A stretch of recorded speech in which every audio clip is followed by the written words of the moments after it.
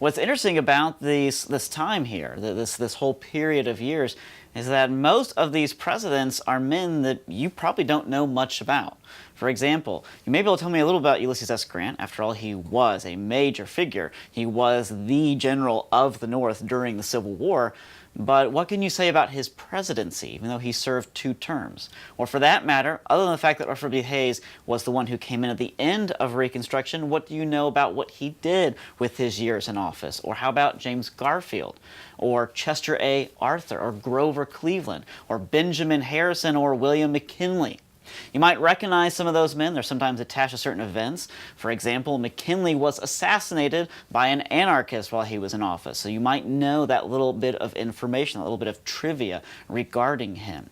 But even so, what's curious about these presidents is that they're not really known for much. And they all came one after another. Now, there's 2 ways to look at this. One is to simply call them lackluster. And Ulysses S. Grant really kind of was a lackluster president. He actually was in a position to exercise justice and to stop or at least slow down the Reconstruction, but he didn't. He was kind of a tool, unfortunately, of the radical Republicans.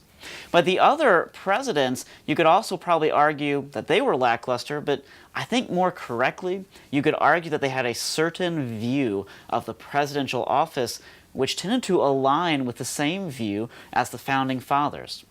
And that was the view of the Constitution, that the president has very limited powers. Primarily, all of his jobs combined into one role. He is to enforce the laws that Congress passes.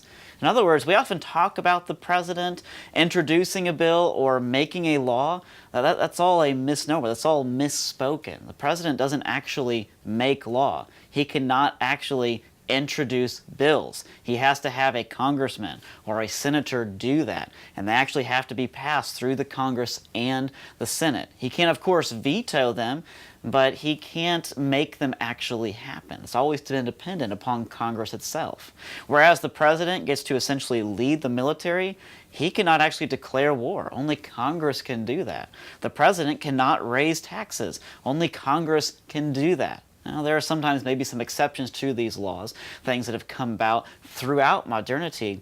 But what I want to point out about these presidents is not so much that they were somehow worthless men, not so much they were men who didn't do much, but they were men who probably saw the real boundaries of the office and actually respected those boundaries. And so when we want to talk about leadership during this time, these men were kind of, I would call them passive or silent leaders, but much of the leadership was done by the common man.